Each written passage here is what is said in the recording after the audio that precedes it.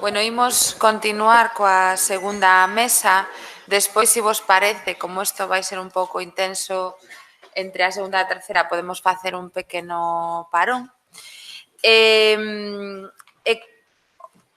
Temos nela, por unha parte, a Teresa Nieto, que xa falou antes, estivo presente na mesa anterior. Teresa é tamén arquitecta, ademais é membro da sección de Patrimonio e Bens Culturais do Consello da Cultura Galega e en parte está aquí porque, como xa comentei antes, foi a artífice de que desenvolveramos estes encontros. Teresa, por contarvos un pouco moi brevemente, porque tedes todos os currículos de todos os participantes e creo que é máis interesante o debate que saber que facemos cada un de nós, pero, bueno, eso, simplemente decir que é arquitecta, como xa comentei, e foi xefa da Oficina Técnica do Instituto Galego de Vivenda e Solo, co cal creo que ten bastante que comentar e que dicir sobre estes temas. Xefa de Servicio de Urbanismo en Pontevedra e subdirectora da Protección da Cidade dos Camiños de Santiago no período 2006-2009. E este tema en concreto, e tamén todo relacionado coa Lei de Rehabilitación que se comentou antes, é algo que nos preocupa en xeral a sección, pero que a ela especialmente precisamente pola súa actividade profesional. Entón, en certo modo, a idea deste in situ, de facer un ciclo específico dentro dos encontros, era, como decía, debater alrededor de todas estas problemáticas.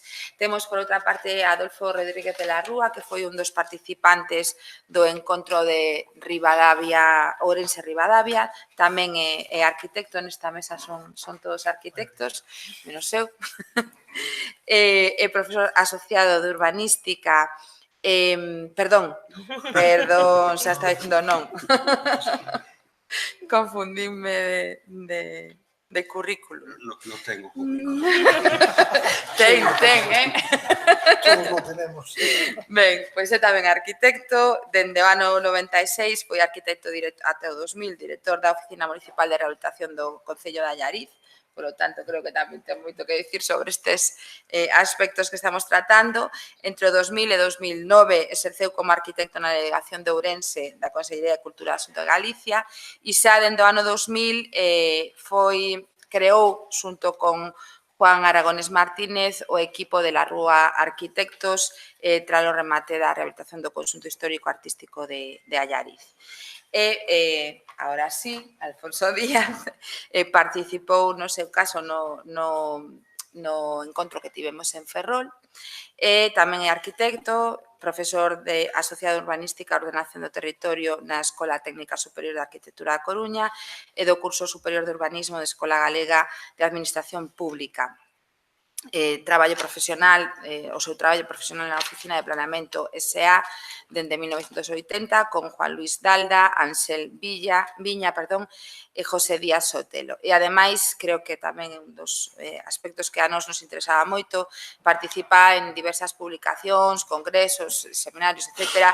Foi Premio Europeo de Urbanismo 1997-98 da Comisión Europea do Consello e do Consello Europeo de Urbanistas polo Plan Especial de Protección e Rehabilitación da Cidade Histórica de Santiago de Compostela. Como podedes ver, ten moitísima experiencia na rehabilitación do patrimonio, na xestión urbanística, etcétera. Entón, creo que son dos bons relatores para esta mesa.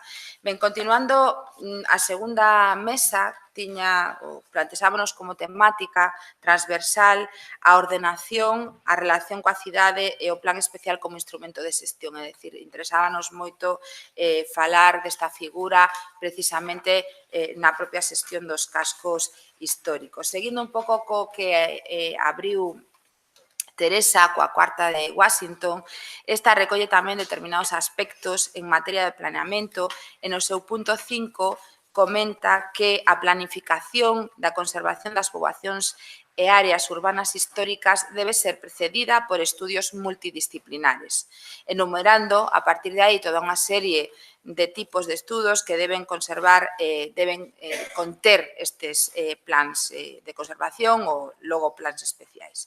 A pesar da existencia de toda unha serie de cartas e recomendacións internacionais que todos nos coñecemos, en xeral o planeamento, como xa se falou antes, acaba moitas veces convertindo en illas os conxuntos históricos e densándoos a súa sorte ao plan especial, tendo escaso cuidado moitas veces pola paisaxe urbana histórica, polos bordes, a relación entre o casco histórico e outras partes da cidade, etc. Entonces, este é un tema que, como digo, saiu de maneira recurrente e que nos parecía interesante incidir sobre el nesta mesa. Neste sentido, fago vos a primeira pregunta, considerades que estaríamos reproducindo unha consideración semellante a aquela do patrimonio monumental illado do ambiente, agora, neste caso, tanto a escala urbana como do territorio, ou non? Sí, sí. Sí, gracias. Bueno, é complexo generalizar. Sí. Creo que hai situacións e situacións, podemos falar de conxuntos históricos de cidades, podemos falar de conxuntos históricos de vilas, non? Onde todavía, Xeriz, por exemplo, onde todavía, digamos, o que é o conxunto histórico representa a totalidade da vila, non? Digamos, de unha maneira, non hai esa disociación, nunca podería haber nun tratamento en Allariz que deixara aislado un conxunto histórico que é un todo, non?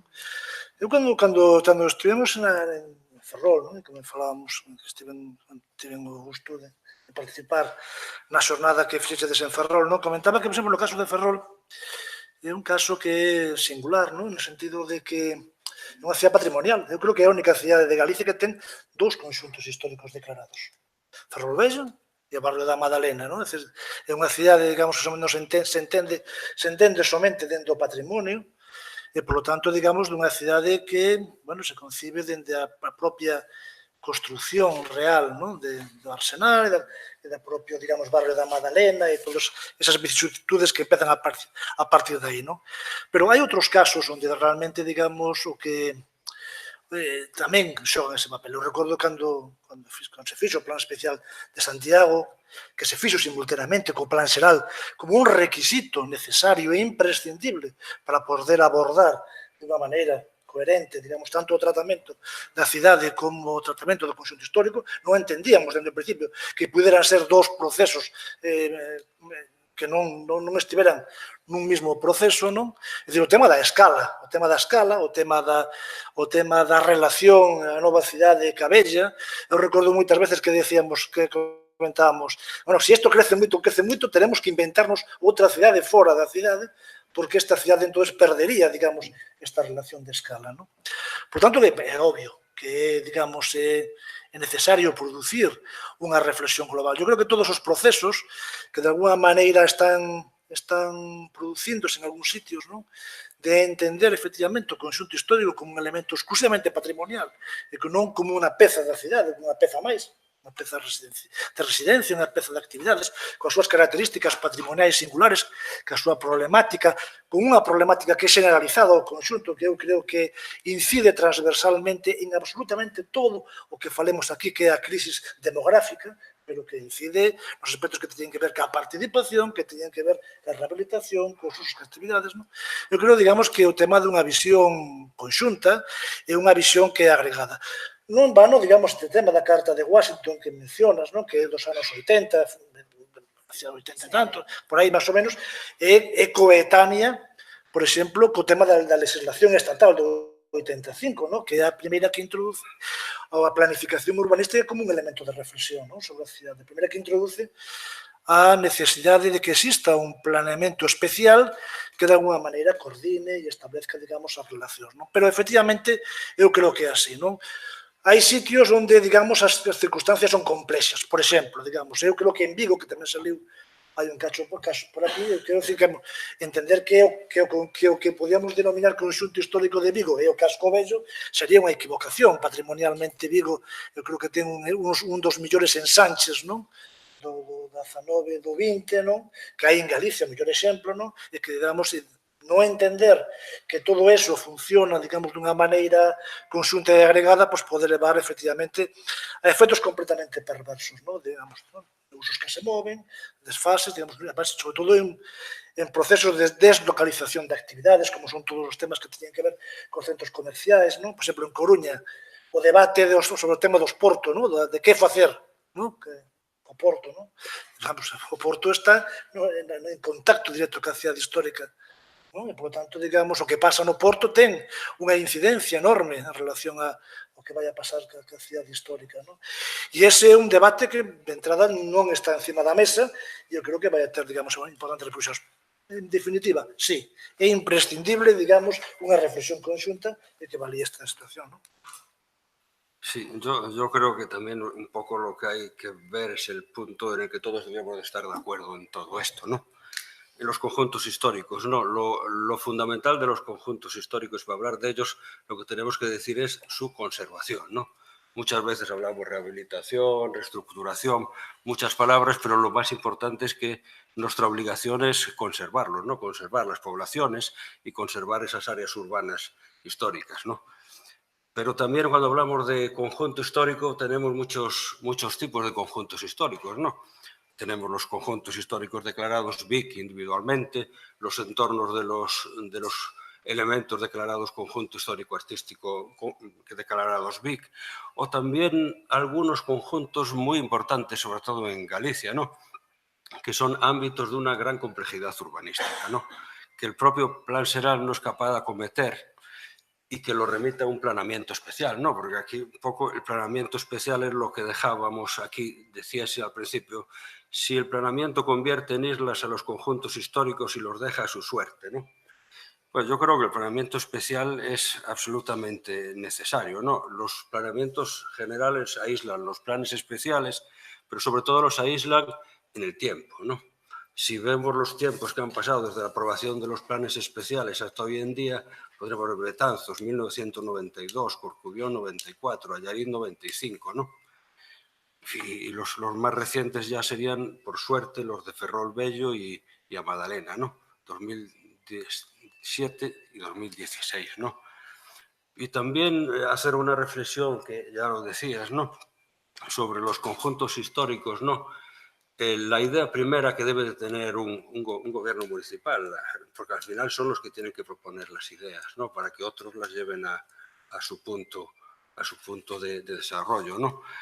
Que es que el casco histórico se pueda convertir en el eje de desarrollo económico de una ciudad, ¿no? Dos planeamientos, bueno, salvándolas de las distintas escalas, ¿no? Uno de ellos Santiago y el otro de Allariz, prácticamente casi se hicieron a la par, el planeamiento general y el planeamiento especial, ¿no? Y yo creo que eso es lo que ha dado un poco, pues lo que se ha convertido realmente en el motor de desarrollo, acertadamente o no, es otro tema al final, ¿no? Pero sí que se han convertido en el desarrollo, ¿no?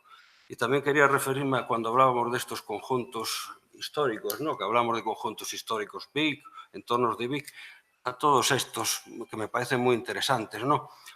Y que están un poco casi en el olvido total, ¿no? Que el tiempo y los planes Xerais los han dejado un poco ocultos, ¿no? Pues podríamos nombrar Mugardos, Padrón, Rianxo, Chantada, Villalba, Sarria, Vilagarcía de Arosa, el olvido total de todos estos planeamientos. Sí, como sempre que se generaliza, eu vou generalizar, pois se cometen injusticias porque hai quen fai as cousas de maneira diferente a como vou contar. Pero eu esta semana teño 3 plans xerais encima da mesa da provincia de Pontevedra, un do interior e dous da costa, de municipios da costa. E o que vou contar un pouco reflite o que eu estou vendo. E por eso vou xeralizar, aínda que sendo injusta, con outras formas de facer.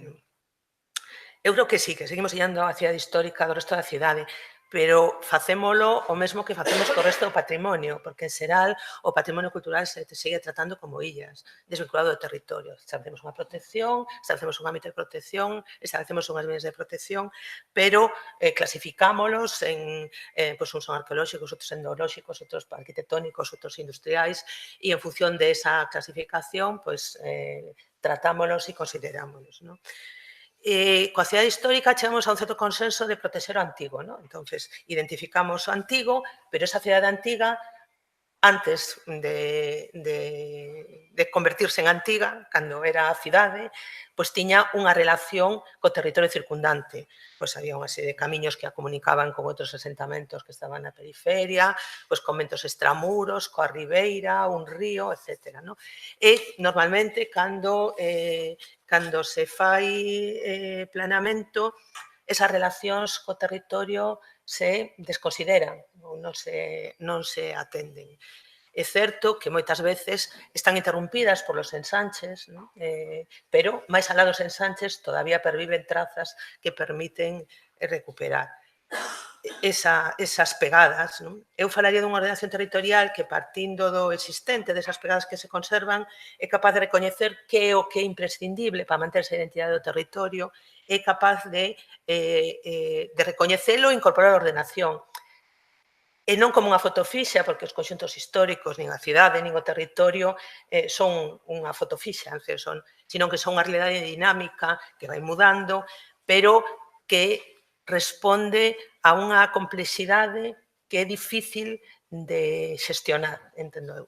Entón, como é difícil de xestionar, o que tendemos a facer é a esquematizala, a simplificala, non? Porque eso nos facilita a xestión. E moitas veces o máis fácil é a tabla rasa, o sea, borramos o que había debaixo, non? Entón, en ese sentido, sí estamos convertindo en illas os conxuntos históricos, non todos, ti falabas de Santiago, por exemplo, o conxunto histórico de Santiago se prolonga máis alá da cidade histórica, non? E así se fai desde o Plan Xeral, o recoñecemento do conxunto histórico, e non se fai porque estuvera declarado así, sino porque é un criterio establecido desde a ordenación. Bueno, eso non sempre se fai, non? E despois que ti poñías o exemplo de Vigo e do seu ensanche, realmente a hora de, se houbera que facer unha xerarquía, non? De conxuntos históricos en Vigo, en Sanche estaría moi por riba do Casco Vello, no meu criterio. Por que? Porque ten unha singularidade que non ten o Casco Vello. No? E iso non foi recoñecido por o planeamento, nin no é, no? E esa cidade histórica, de alguma maneira, está sometida pues, a todo tipo de vaivés, intereses inmobiliarios, etc. No? Eu creo que se require un cambio de conceptos e de criterios e asumir esa complexidade. E tamén penso que se require bueno, pues, que os equipos de planeamento, a xente que traballa en planeamento, traballe pues, con outros recursos, con outros medios, e esa multidisciplinaridade, no? En moitos dos planeamentos que vemos, sexan plans especiais, sexan planeamentos xerais, son sumas de cousas, son cousas pegadas unhas ás outras. No? Pois hai un catálogo, hai unha serie de documentos que se anexan, pero non hai unha integración de todos. E despois, a mí unha cousa que me parece fundamental é que hai un gran traballo de investigación histórica, de investigación sobre o territorio, xeográfica, etc. E todo ese traballo que se está facendo non se traslada ao mundo real, onde se xestiona o mundo. No? Nese sentido, o esforzo que se pode estar facendo con sistemas de información xeográfica, de recoller información, etc., eu creo que ten unha pata coxa que é pues, toda esa investigación que non reverte realmente a ordenación territorial e a moitas outras cousas. Si, no, se podo comentar.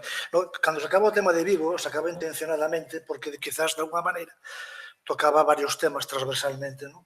Que é, digamos, o tema, o propio feito do que podemos entender por cidade histórica, o que podemos entender por cidade histórica institucionalizada, no sentido de cidade histórica, que ten unha declaración patrimonial e que, polo tanto, digamos, está suxeita a unhas reglas as reglas que están tasadas nunha lei e que, por lo tanto, digamos, non podes salir dela, e depois realmente, digamos, o que debemos de entender por cidade histórica en outros casos, non? E o caso de Vigo é un caso paradigmático, por exemplo, non?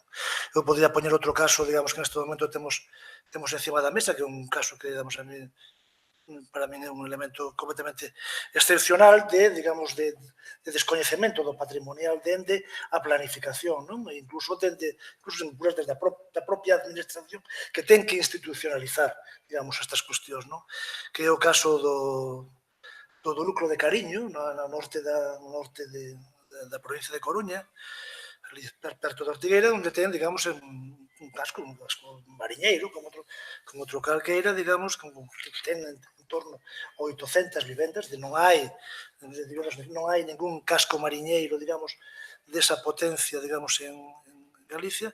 Bueno, pois un casco, digamos, completamente aillado dentro do punto de vista, efectivamente, do planeamento, un tema que nada ten que ver co planeamento, que o propio planeamento, ao contrario, que fixo foi que durante estes últimos anos se fora, digamos, producindo un traslado da poboación do casco para baixo, pero tamén un casco que, digamos, de alguma maneira non ten ningún tipo de reconhecemento do punto de vista da administración. Por lo tanto, digamos, hai estes marcos, non? Hai os marcos institucionais, que de alguna maneira te moven unhas reglas de xogo, pero depois hai os marcos, digamos, da lógica da planificación e da lógica da análisis territorial que ti comentabas, non? É dicir, hasta onde chega a cidade histórica de Santiago? Pois o mellor, polo camiño de Santiago, hasta vai ti a saber onde chega, non? É dicir, o que é a cidade histórica, non? Pero o mesmo pasa en Ferrol, non? Onde, digamos, a partir dun proceso de construcción da cidade por partes, non? Pezas e tal, pois a cidade se foi articulando por pezas e hai un fío que é a carretera, a estrada de Castela, que como se dixéramos o que leva a Madrid, que é, digamos, o fío conductor de todo un ámbito patrimonial, non? Ou polo menos dunha maneira de facer cidade, non? Entón, bueno, creo que en ese sentido o tema é relevante. Non podemos entender o tema de un elemento aillado. Volvendo, bueno, non sei se alguén quere comentar algo sobre esta cuestión. Volvendo novamente ao tema dos plans especiais, un aspecto que tamén saiu bastante nos encontros anteriores era certo pensamento de que os plans especiais realmente estaba desaproveitada a súa potencialidade como elemento de xestión e que moitos deles acabaron convertíndose nunha suma de catálogo e ordenanzas.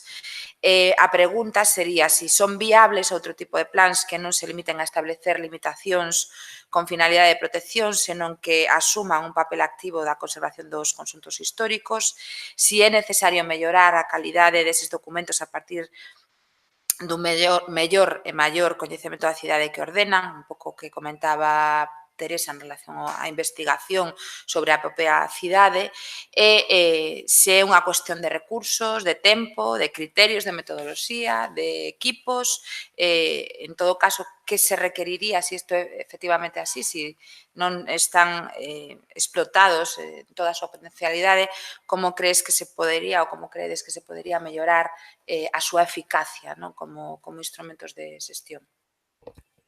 Yo creo que de lo que empezamos a hablar es de los planes especiales, ¿no? Alfonso decía en Ferrol algo para mí fue muy interesante y muy claro. Quizás lo más claro es lo más difícil de decir, ¿no? Un plan especial es un plan. Sí, claro. Entonces, un plan especial es un plan, es una idea de cómo queremos conservar nuestros, bueno, tú lo decías, ¿no? Hablabas de Cariño, ¿no? Tanto núcleos mariñeiros como Redes, Cedeira, Malpica, Lase, Musía, Fisterra, Porto de Son, Ribeira, Pobra de Caramiñal, Corrubedo, Porto do Barqueiro, Porto de Esposende, A Guarda, O Grove, Porto Novo, ¿no? Moitos lugares que sin tener a consideración de conxuntos históricos, ¿no? Sí que deben de ser conservados, ¿no? Porque son parte de la historia de sus municipios y parte de la historia de Galicia, ¿no? Que los planes especiales simplemente se limiten al catálogo, es que estamos hablando de planes especiales redactados prácticamente hace muchísimos años, muchos de ellos antes de la primera ley de patrimonio de Galicia, muchos de ellos, la mayor parte, antes de la ley 2002 del suelo de Galicia también, ¿no? Entonces, quizás lo que no han sabido acompañar ese desarrollo, ¿no? Las ciudades se fueron desarrollando, pero los planes especiales se estancaron. La ciudad creció y creó nuevas ciudades. El plan especial se quedó ahí, ¿no? Entonces, bueno, quizás ahora sea el momento, pues, de un poco de reflexionar sobre cuál tiene que ser la forma de redactar planeamientos especiales. Sí que han mejorado muchísimo y sí que han sido muy claros y, sobre todo, claros para el administrado y para el administrador, ¿no? Los últimos planeamientos que se han redactado en Galicia, ¿no? Y yo creo que un poco de ahí tendría que empezar a servir de base. No son solo planes que digan ficha por ficha qué es lo que se debe de hacer en cada edificación, que es absolutamente necesario para que cada particular sepa en su casa qué es lo que puede hacer, ¿no? Pero también un poco lo que deben de hacer ahora los planes especiales es, pues, para lo que han sido generados, para crear ideas, ¿no? Ideas de cómo seguir desarrollándose, ideas de cómo seguir demostrando que existe una calidad de vida que puede ser ínfimamente mejor porque ya están construidos, porque ya están urbanizados y que puede ser mucho mejor que otras partes de la ciudad que han ido creando esnogo, ¿no? Entonces los planeamientos especiales sí que van a tener, pues yo creo que van a tener lo que siempre fueron, una parte fundamental del desarrollo del planeamiento urbanístico, ¿no? Sin un plan especial, desde luego no puede existir el desarrollo urbanístico de una ciudad antigua. Hombre, que poden ser máis activos, claro que poden ser máis activos e quizás deben ser máis activos. O que nunca poden perder é cal é o seu obxecto, que é o tema da protección, non? É dicir, que eu creo que en este sentido, cando ves planeamentos especiais que en conxuntos históricos teñen, pois, por exemplo, digamos, 50 unidades de xestión urbanística, bueno, é que alguén está pensando en criterios de plusvalía. E, lóxicamente, o que non hai nun conxunto histórico son plusvalías inmobiliarias, non? Ou non debería haber plusvalías inmobiliarias, digamos, que levaran, digamos, a producir efectos non desexados, non? Entón, que deben ser máis activos? Sí, eu creo, de todas maneiras, que a figura dun plan especial é unha figura de planeamento que é suficientemente flexible, dende o punto de vista legislativo, sempre foi o caso un desastre, cando non se sabía que facer, que facemos un plan especial. Bueno, pues, como resolvemos isto? Pues un plan especial. Sempre foi, digamos, un instrumento versátil e que serviu para moitas historias, e, por outra parte, digamos, os plans especiais, en moitos casos, están servindo para que sobre eles se desenvolvan outro tipo de políticas activas. Decir, as DUSIs, en moitos casos, as DUSIs estánse desenvolvendo sobre conxuntos históricos, ou ben, digamos, programas urban, ou, digamos, cuestións destas que, de alguna maneira, bueno, sen un plan especial que, de alguna maneira, establezca un marco, non? Unha cuestión, é máis complexo, non? Eu sempre, o caso de Ferrol, para mí, é un caso paradigmático dentro do punto de vista da rehabilitación. Eu creo que, digamos, é un dos concellos máis desconocidos na política de rehabilitación que ten, non? Eu creo que, digamos, sin ese marco dun plan especial que de alguna maneira establecera cales son os caracteres determinantes da tipoloxías que de alguna maneira deben permanecer para que, digamos, esta sustancia oculta que son estos caracteres non desaparezcan e, por lo tanto, desaparezca o sentido do conxunto, vamos, o plan especial xoga, digamos, un papel singular. Eu creo que, por exemplo, en moitos casos, e, por exemplo, vendo o caso este de Cariño que estamos contando, vai ser imposible de resolver un problema dun plan especial se iso non vai acompañado de políticas sociais. Hai un problema social dunha gravedade enorme, non? Xente envellecida, vivendas moi pequeniñas de 25 metros cuadrados construídos, entre 25 e 30 metros cuadrados, sin posibilidades, digamos, de modernización e tal, non? Lóxicamente, ten que haber un mix, non? Eu, por exemplo, boto en falta que teño envexa, non? De que en outros sitios non existira, como existiu en Cataluña, o tema da lei de barrios, non? Aquela lei de barrios que a parte misturaba os aspectos que teñen que ver ca millora do espacio público, ca millora da acción social, ca millora da protección patrimonial, non? Que puso en marcha Oriol Nelo cando estivo, digamos, na consellería, non? Pero eu creo que, digamos, que sí que pode ser máis activo sempre e cando volve a existir non perdamos de vista que o obxecto último dun plan especial é a protección dese conxunto, non? E, en ese sentido, quero unirme a Ignacio porque realmente, digamos, con esta lei, con este proxecto que está salindo lei, os planes especiales deixaron de existir, que esta charla incluso podíamos obviala, de deixala, marcharnos, porque realmente, digamos, é unha lei que se aplica con efecto retroactivo e se aplica en contra das competencias municipais de ordenación do seu propio territorio. Creo que é dunha gravidade completamente manifesta. Brutal. Non me caben dos palabras, brutal. Vou resistir, perdona, Sí. tócame a mí. Iba a darle logo. Vou resistir a tentación de enganchar directamente vale? E, bueno, deixar para o final como tiña previsto.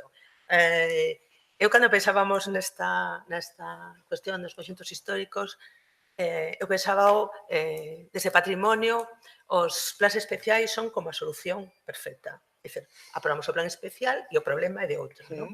Que é como se xestiona o patrimonio en Galicia, non? É dicir, conxunto histórico con plan especial, a responsabilidade do Concello. E agora que fagan o que poidan, o que queiran, o que lles saia, pero que o problema queda solucionado. Pero realmente non hai un seguimento de como funcionan os plans especiais, cal é a súa eficacia desde o punto de vista da protección patrimonial, nin da xestión urbanística, absolutamente non hai ningún seguimento, ni análise, ni supervisión. Entón, de alguna maneira, o plan especial chega a ser como a solución do problema. Cando non sabemos que facer con algo, remitimos un plan especial, xa nos pensaremos con tempo e con calma que facemos con eso, e se temos a sorte de que se aproba, pois nos desfacemos do problema. E eu creo que igual si lle estamos pedindo demais aos plans especiais. Eu teño a veces esa percepción, é dicir, pedimoslle dende que suplan carencias do plan xeral, que non resolveu problemas, pois, desde a accesibilidade, servicios, relacións co resto da cidade que deberían estar resoltos noutra escala, ao propio deseño de proxecto das intervencións sobre as edificacións, non? Que son actuacións que calquera que fixera algunha vez un proxecto de rehabilitación sabe que o coñecemento que hai que ter dun edificio, dun inmoble, da cidade na que se insire para plantear un proxecto de rehabilitación é un coñecemento tan intenso que eu creo que está fora da capacidade do plan especial. E, por outro lado, convertimos os plans especiais nunha especie de barricada protectora. Eu coñezo moito ahora esa interpretación de que todo que non está prohibido está permitido. Entón, enchemos os plans especiais de limitacións e prohibicións, porque a historia é, se non o prohibimos no plan especial, van a querer facer e non hemos poder decir que non. Entón, para que non podamos decir que non, convertímolos nunha especie de barricadas. E o tema da xestión, eu creo que o que decías ti de conxuntos históricos cheos de unidades de actuación, pero que na que nos ten cheos a definición ou a delimitación desas unidades de actuación se fai con moita alegría. Quer dizer, non hai realmente unha idea de que se pretende, que transformación da cidade ou que se trata de corrixir ou que se trata de recuperar con esas... E a veces penso que, Ignacio Cerrada nos falaba de outros problemas que ele entende, ou en Santiago entenden tamén que están fora da capacidade do plan especial e requiren outro tipo de instrumentos. Eu penso tal vez que, ao mellor, o plan especial debería ser un documento un pouco máis xeral, sí debería ter esa capacidade de analizar, de entender, de documentar, de coñecer a cidade histórica, de definir criterios, tipos, pero nesa descenso, detalle da intervención sobre os inmobles, igual debería ter unha maior flexibilidade. O problema aquí é que cando temos flexibilidade quere decir que se pode facer calquer cousa. Entón, o que habería é que ver que tipo de instrumento permitiría pasar desde esa escala de ordenación que non pode entrar no detalle do coñecemento de cada inmoble a outra. Ante os problemas, e enlazo coa lei de rehabilitación, ante os problemas que poden estar dando os plans especiais, a lei de rehabilitación, claro, borralos. Entón, o que se está preparando é partindo de unhas clasificacións dos inmobles que están realizadas nesos plans especiais, que cada unha delas responde a uns criterios diferentes. Por exemplo, no casco vello de Vigo, o mellor o número de edificios con protección ambiental pode ser do 95%, é dicir, Eso quere decir que a esos inmobles se lles vai a eliminar as condicións de protección ou de intervención que o plan especial que os clasificou nesa categoría lles atribuiu e se lle van a aplicar directamente as da lei. E iso se vai facer con calquera conxunto histórico, con independencia do criterio que cando se fixo o plan especial se utilizara, porque esa denominación non equivale a unha uniformidade nos criterios. Cada plan especial establecía os seus criterios de protección, ainda utilizando a mesma denominación. E o que vai facer a lei é decir, todos estes inmobles van ter este tratamento. E da igual o que diga o plan especial. Pero incluso a mí me parece peor que eso, que é dramático, que establece o traslado de esos criterios, é dicir, a lei vai establecer cales son os criterios para clasificar os bens nesas categorías de protección e obrigar a que esos criterios de intervención que nos conxuntos, nos edificios con protección ambiental e incluso estrutural, esas categorías que temos en todos os planes especiales, supoñen que podes incluso demoler o edificio e reproducilo. Más ou menos, non siquiera unha reproducción mimética, non? Se colles o Cascobello de Vigo, iso quere decir que o 90 e pico % dos edificios son susceptibles de ser sustituídos por outros, non? Entón, ese concepto non só o vai aplicar nos planeamentos xa vixentes, sino que vai a obrigar a que os novos instrumentos que se redacten se respondan a ese criterio. Cando estamos falando de que o que se necesita para definir a intervención sobre un edificio, sobre un inmoble, é coñecer a cidade histórica da que forma parte, a forma de o sea, como se formou, como se xenerou, a que morfoloxía responde esa formación, as características constructivas, bueno, quero dicir que require un coñecemento que a lei salta polos aires e di, pois todos por este aro, non? En cada caso, antes de dar a palabra a Ignacio, seguro que vai tamén tocar o mesmo tema, non? Pero unha cuestión, fiamos moito dos planes especiales, e decimos que os planes especiales, temos que partir da hipótesis de que un plan especial reflicte na máis que a vontade das competencias municipais, a vontade dunha corporación municipal. E non todas as corporacións municipais e todas as administracións fan o mesmo uso dun plan especial. O caso de Allariz, por exemplo, é un caso paradigmático do que podes facer, digamos, un instrumento e a vontade que tes, digamos, de convertir esa ferramenta nunha acción proactiva, non? Sobre a tua vila ou todas estas historias, non? Por tanto, digamos, bueno, planes especiales como instrumentos, en principio, son neutros, e o problema, digamos, é realmente, digamos, cal é a vontade que existe detrás para producir este instrumento e cal vai a ser, digamos, o proceso que te lle das, non? En relación a isto que comentabas agora, me estaba lembrando que nos acabamos de aprobar aí 2 ou 3 anos a revisión dun plan especial de pescadería e Cidade Bella de Coruña, un plan especial que estaba aprobado no ano 97 e, efectivamente, a sorpresa que vimos cando empecemos o primeiro diagnóstico é que o 15% dos edificios catalogados habían desaparecido físicamente. Bueno, había un edificio perfectamente compuesto, con sus ventanas en sus sitios, os eixos, o tinglado, as súas pedras, pero o edificio era outro edificio, se había demolido o edificio e se había levantado un edificio completamente novo, onde, digamos, respondía a uns criterios de integración ambiental, pero era o 15% dun conxunto declarado, dun conxunto catalogado que representaba moitos edificios, non? E, en ese sentido, me dá a sensación de que o proceso vai a ser similar. Tamén era un plan que propuña duplicar o número de vivendas que existían no conxunto.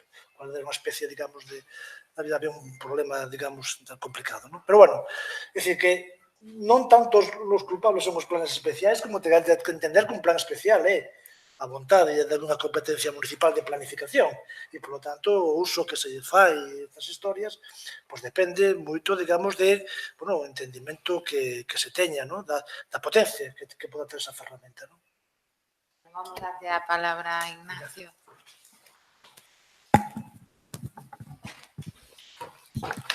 A verdade é que hai moito que comentar.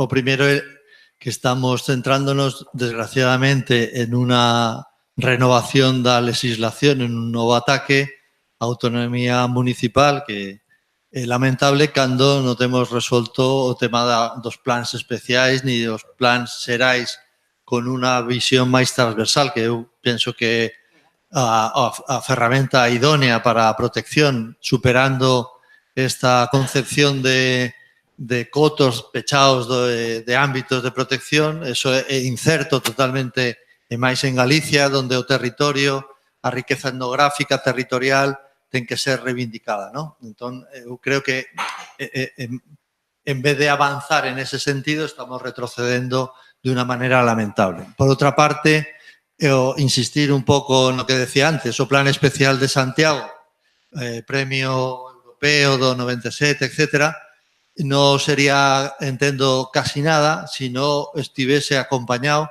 con 3 elementos esenciais que hai que reivindicar, que ao mellor non son suficientemente coñecidos e que creo que teñen que ser o camiño a seguir no futuro, que a Oficina de Rehabilitación da Cidade Histórica, onde se coordinaban accións, se buscaban recursos, etcétera, o Consorcio da Cidade de Santiago, onde tamén tuvo un protagonismo moi importante, e un tercer elemento, que é un elemento de convergencia de criterios, etcétera, que é a comisión, donde se circunscribían criterios, se discutía, se facía, digamos,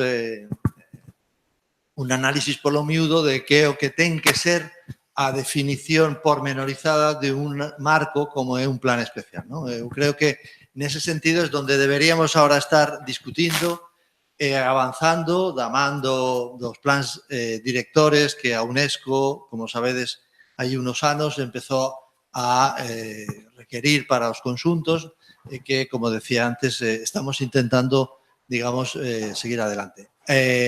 A mí me gustaría insistir a doble perversión que supón a esta lei que temos en riba da mesa. Por unha parte, secuestra a decisión municipal al ser de aplicación directa determinados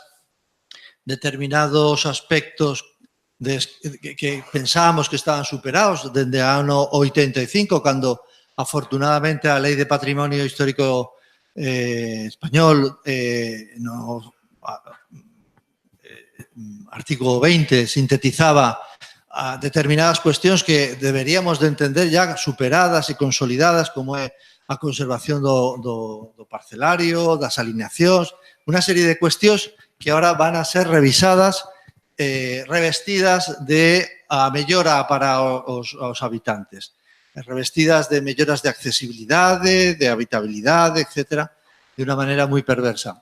E, por outra parte, en unha segunda ataque, digamos, indirecto á autonomía, pasando a responsabilidade a determinados concellos que, desgraciadamente, son mayoritarios, que son incapaces de poder xestionar a protección do patrimonio, se les pasa unhas competencias que son, entendo, inasumibles. Por lo tanto, unha falacia absoluta, creo que ten que ser denunciada con suficiente intensidade, ¿no? Para rematar, un pouco enlazando co que acabas de comentar, teñamos unha terceira cuestión que nos parecía importante, precisamente en relación coas comisións municipais de seguimento dos conxuntos históricos que foron creadas en moitos dos plans especiais para a interpretación das súas normativas, en algún caso para a avaliación das intervencións, pero tamén suplen carencias, indeterminacións e ata corrixen erros destes documentos. A pregunta sería, e creo que en parte xa respondes, si sería importante manter este tipo de órganos, sobre todo tendo en conta o que se nos ven encima coa lei de rehabilitación, e si poderíanse normalizar as súas competencias hoxe moi heteroxéneas.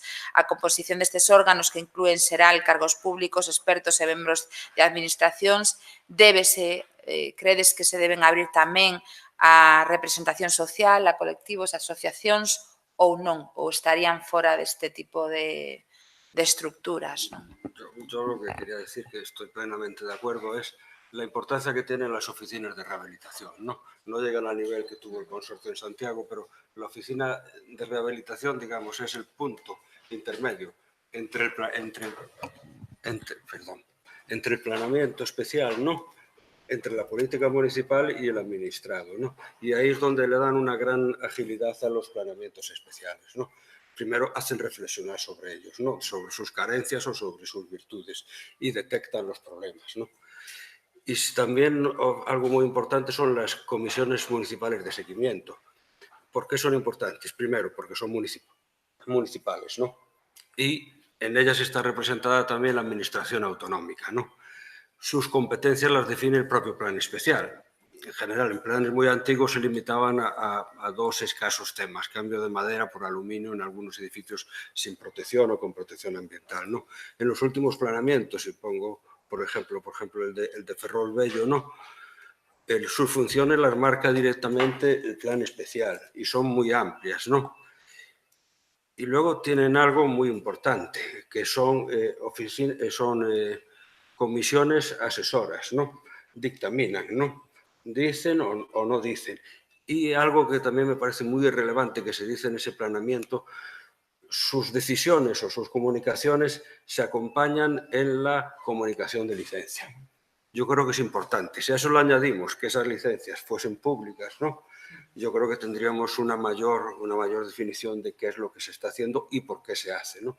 Y muchas veces, muchos de los temas que vendrán, ¿no?, pues quedarán reflejados quiénes son los que los van a autorizar o por qué.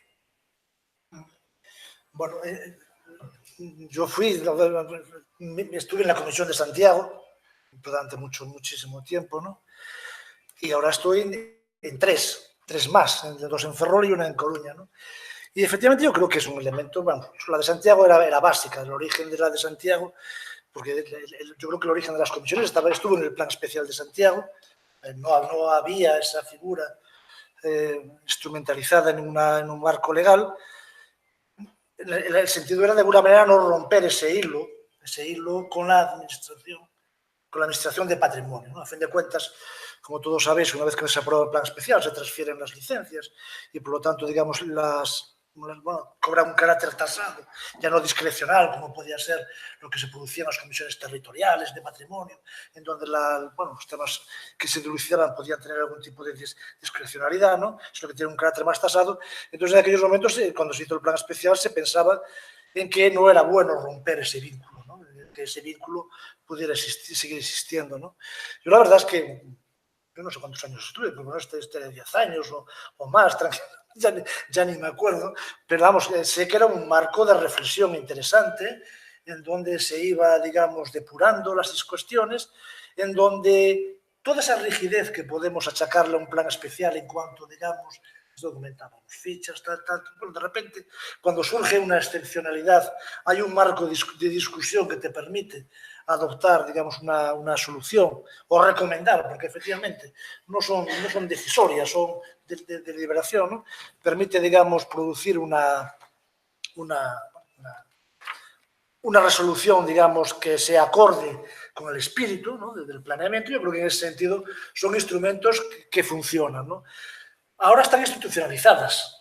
Con la ley del 16 ahora hay a través de un convenio, ya, digamos, yo creo que alguien ya se dio cuenta de que la cosa estaba un poco fuera de madre y hay como una especie de convenio, una vez que se aprueba el plan especial, en donde, digamos, la Administración de Cultura convenia con el Ayuntamiento la existencia de esa comisión a cambio de que existan, digamos, de repente equipos técnicos municipales suficientes como para soportar, digamos, el peso del control técnico.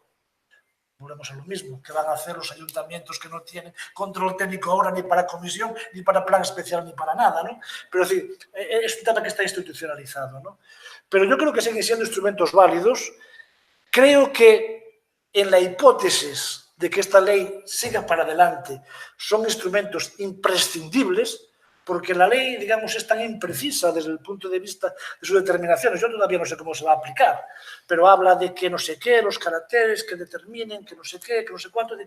Hay un margen de control, puede haber un margen de control de ese proceso, siempre que desde el punto de vista administrativo interese que se fomente ese control, digo, administrativo municipal, se fomente ese control, pueda existir un dinero, pero yo creo que como espacios de reflexión siempre son interesantes.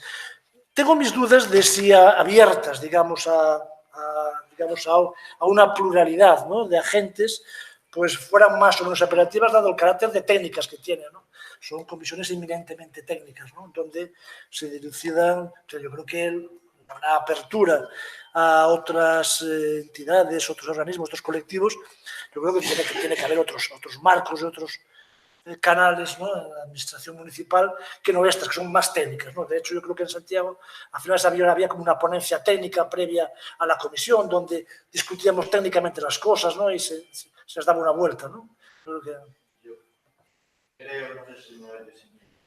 Creo que es interesante avanzar en el tema de las comisiones, porque así como en Santiago funcionó muy bien la ponencia técnica que preparaba a la ponencia oficial, creo que habría que seguir avanzando en la generación de mesas de participación, que no serían directamente en la línea de conceder una licencia, sino sería en la línea de ese plan estratégico, plan director, establecer las políticas, establecer las líneas de inversión, detectar las necesidades de infraestructuras, todo este tipo de cuestiones que habitualmente se están intentando, digamos, abordar, sistematizarlas de una manera cotidiana a través de un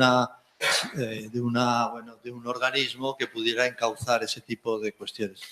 Y bueno, en ese camino creo que se puede avanzar bastante. Non sei, Teresa, se queres engadir algo. No, solo, bueno, un pequeno comentario. Hombre, eu son unha firme partidaria das comisións en xeral, pero fundamentalmente porque en materia de patrimonio todas as normas que podemos coñecer teñen un marxe de discrecionalidade e esa marxe de discrecionalidade ahora, o sea, no meu papel de arquitecta de patrimonio, a hora de interpretar esa discrecionalidade, evidentemente non podo interpretala eu. É dicir, ten que haber un órgano, a ser posible colexiado, que dictamine sobre esa cuestión. Eu creo que hai un problema, sí, por un lado, de competencias, porque hai moita diversidade, hai comisións que teñen unhas competencias moi estrictas, reguladas no plan especial, outras teñen unhas competencias máis xerais, e despois eu creo que tamén as composicións, hai moitas comisións municipais que realmente son a comisión de urbanismo, quero dicir que é un pouco absurdo que a propia administración local se cree un órgano asesor que é eles mesmos asesorándose a sí mesmos, ¿no?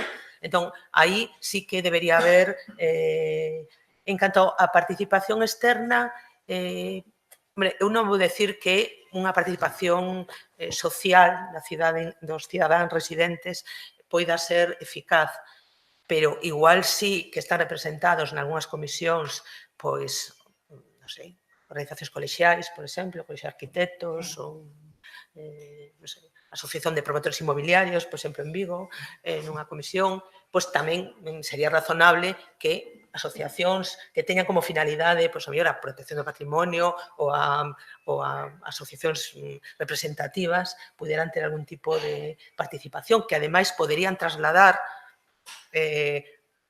o sea, poderían facer un papel de transmisores, o sea, desde a cidadanía a ese órgano asesor das problemáticas ou dificultades e ao revés, dos criterios á cidadanía, non? Non sei se alguén quere introducir alguna cuestión.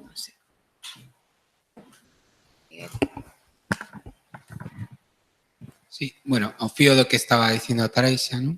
Esas vasos comunicantes entre o quen decide as intervencións son entre a praza e o palacio, non, por decirlo así, pois a mí se me ocurre un tema, non, que esa lei de rehabilitación que vai valeirar de contido a parte do marco de intervención nos conxuntos históricos, non?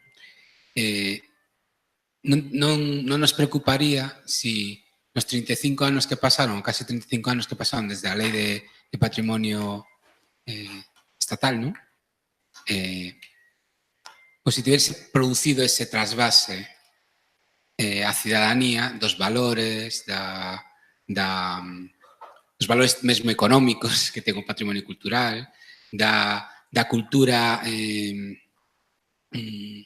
digamos, que hai detrás dunha intervención de rehabilitación, non? Como si se fai en outros países, por exemplo, en Italia é moi común ver nas obras públicas detalles constructivos, a investigación histórica do edificio, no propio cartel de obra, non? Que realmente hai unha partida no contrato público para facer esa exposición na rúa.